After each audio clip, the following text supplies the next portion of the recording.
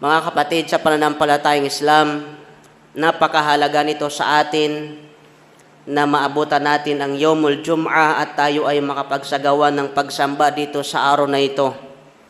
Sapagkat hindi lingid sa kaalaman natin na itong araw na ito ay binanggit ng Allah subhanahu wa ta'ala sa banal na Quran. Kaya ito ay napakahalaga sa isang mananampalataya sa Allah na pagsapit ng araw ng Biyernes ay bibigyan niya ng pansin, ng pagpapahalaga ang kanyang pagsamba kay Allah subhanahu wa ta'ala, sapagkat in the first place, ang mga mananampalataya kay Allah subhanahu wa ta'ala ay tinawag ni Allah subhanahu wa ta'ala sa banal na Quran para isakatuparan ang pagsamba dito sa Yawmul Jum'ah.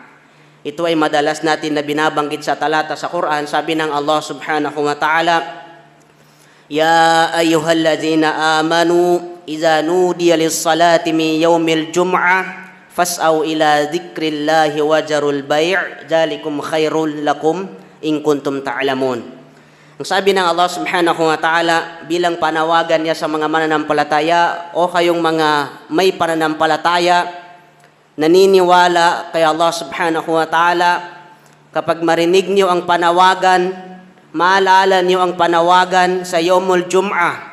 Ibig sabihin, katulad ng ginagawa natin sa oras na ito na tayo ay dumako dito sa masjid, sa bahay ng Allah, upang tayo ay sumamba sa Kanya, ay fas'au ila dzikrillah. Yun ay pag-utos sa atin ng Allah.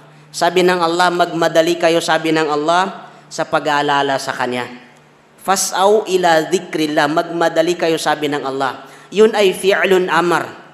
Yun ay kautosan ng Allah subhanahu wa ta'ala para sa mga tao na may pananampalataya sa Kanya. Yung mga tao na naniniwala sa Kanya. Magmadali kayo, sabi niya, sa pag-aalala sa Allah, wadharul bai' at talikuran ninyo, sabi niya, ang inyong mga kalakalan.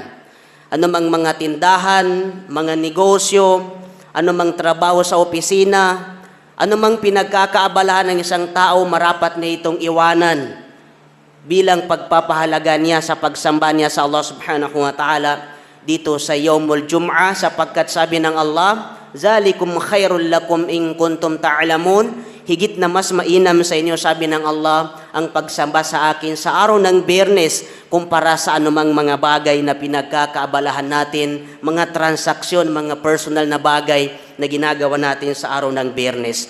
At sinasabi ng mga ulama natin, itong talata na ito, mga kapatid, ay hindi lang ito tumutukoy sa pagsasala natin sa Yawmul Jum'ah. Maski yung 5 beses na pagsasala ay kasama na doon ang pananawagan sa mga mananampalataya na kapag dumating yung oras ng pagsasala, kahit anong abala mo sa iyong trabaho, sa iyong negosyo, o anumang pinagkakabalahan mo dito sa mundo, ay nararapat na ipagpaliban mo ito at unahin mo ang pagsamba sa Allah. Nararapat na ipagpaliban niya ang kanyang trabaho, ang kanyang negosyo, upang bigyan niya ng pansin ang pagsamba niya sa Allah, sapagkat mas mainam ang pagsamba sa Allah subhanahu wa ta'ala sa kanyang mga pinagkakaabalahan.